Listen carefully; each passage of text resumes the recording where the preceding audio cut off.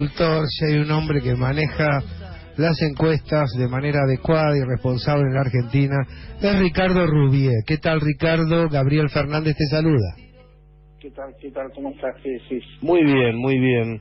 A ver, Ricardo Rubié, ¿qué elemento te parece significativo señalar sobre el estado de la opinión pública en este momento, transcurrido ya más de un año del gobierno el Macri? estado de la opinión pública en este momento presenta varias aristas, varios costados.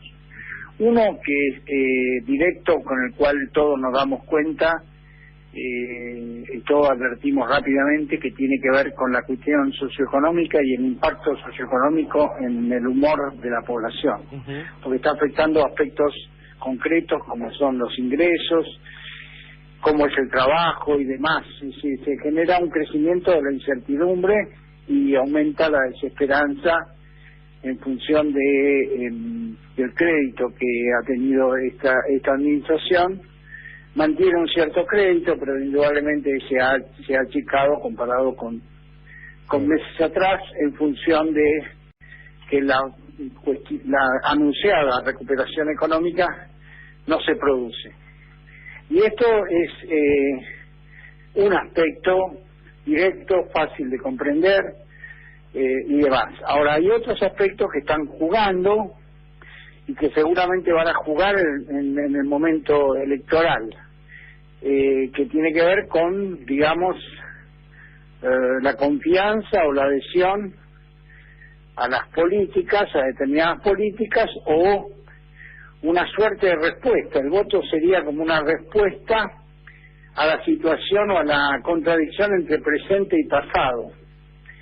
El presente es el presente actual, con todas las limitaciones que dijimos socioeconómicas, y con una promesa de cambio que, como dijimos también, estaba perdiendo fuerza. Sí. Y por el otro lado, la situación anterior, como una vuelta al pasado, que no es tan simple ni tan sencilla. En las puntas de la opinión pública, en los costados de la opinión pública, encontramos los sectores más fuertemente convencidos por una o por otra alternativa, ¿no? Es decir, el kirchnerismo duro, por decir así, o el kirchnerismo.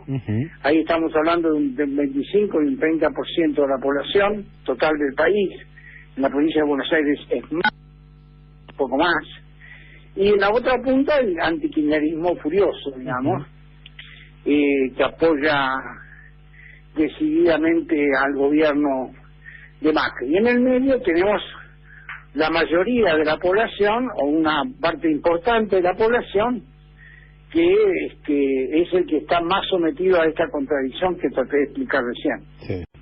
En ese marco da la sensación, que el camino intermedio que en algún momento intentó protagonizar Sergio Massa se fue angostando. ¿Es así? ¿Tal vez se fue angostando en beneficio de algunas visiones más críticas? Sí, el camino del medio se fue angostando, no fue lo suficientemente poderoso hasta el momento, y si la campaña electoral, sobre todo en provincia de Buenos Aires, capital, en algunas otras provincias grandes, se divide entre oficialismo y oposición, la oposición para el oficialismo es el kirchnerismo, la oposición buscada por otro lado, y el kirchnerismo quiere ser la principal oposición. Entonces hay ahí una cuestión que tiene que ver con el medio, con Sergio Massa, que quiere construir una alternativa intermedia, una tercera posición que resulta por el momento bastante complicado, bastante dificultoso. No obstante eso, Massa como figura, como candidato, es un candidato fuerte, más fuerte que su propia agrupación política. ¿Por qué oposición buscada? ¿Por qué el macrismo necesitaría una oposición como el kirchnerismo? Porque da la sensación que hay un contraste muy agudo. Y porque además el macrismo, más allá de que el argumento de la herencia se va perdiendo día a día, yo creo que va a ser inevitable en la campaña electoral, como no tiene logros económicos o socioeconómicos para mostrar, va a recurrir, a pesar de que el peso cada vez es menor, a tratar de recurrir a la confrontación entre presente y pasado. A partir de allí se lanzan las perspectivas electorales, ¿no?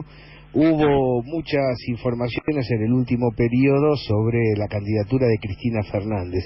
Si ella llegara a resolver presentarse como candidata, ¿qué perspectivas tendría? Bueno, la primera cuestión es que si ella se presenta de candidata es un impacto que impacta tanto afuera como adentro. Es un impacto adentro del peronismo. En primer lugar, hay que lograr que todos los grupúsculos peronistas en la provincia de Buenos Aires se ubiquen por detrás de su candidatura, se alinean. Esto no creo que sea tan sencillo, no digo que sea imposible, pero no es tan sencillo, sobre todo porque en lo que hace a que en última instancia puede haber una aceptación generalizada de su candidatura, la disputa se desplazará hacia la lista de candidatos.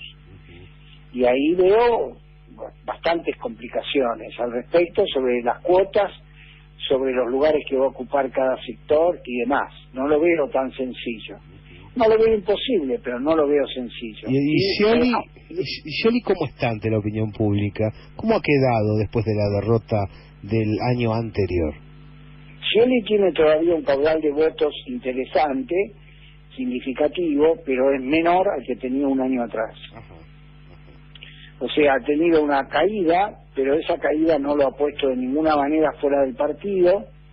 Sin embargo, cuando estamos hablando de Cristina, estamos hablando de la que es la mejor candidata que hoy hay en el del Frente para la Victoria en la provincia de Buenos Aires. Claro. Sin duda, esa candidata no es comparable ni a Scioli, ni siquiera a Randazzo tampoco. ¿Y qué hay de verdad acerca de la buena imagen que sostendría María Eugenia Vidal? María Eugenia Vidal, por eso digo lo del presente y pasado, o sea, va a ser una campaña donde por un lado la oposición, sobre todo el peronismo, va a plantear el tema concreto del día a día, del costo de la vida, de la pérdida de empleo, de etcétera, etcétera, de la política económica y sus consecuencias, y el gobierno de algún modo va a contestar a eso, pero yo creo que también se va a manejar en el plano simbólico, es decir, con una Vidal que sigue representando cosas, más de lo que, digamos, más que uno pueda transformar esas cosas en algo concreto, sino más bien se mantiene en el plano de la representación, y sobre todo lo que dije antes, la pelea entre el presente y el pasado.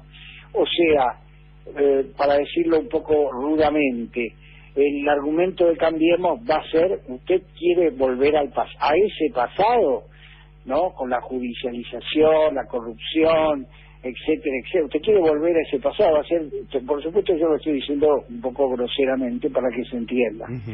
Pero esta es la idea, y por otro lado el peronismo va a contestar con el realismo del día a día, de la góndola, de los sueldos que no alcanzan. Claro. En ese marco no va a ser fácil para el gobierno nacional a lo largo de todo un año hacia los comicios venideros ocultar la realidad social bonaerense, ¿no? No sabemos todavía, no podemos obviamente saber el resultado de la elección, pero si el gobierno llegara a ganar, supongamos, en la provincia de Buenos Aires, seguramente es porque, lo podríamos decir hoy, es porque ha manejado bien una estrategia de campaña respecto a esta representación a la cual me refería antes.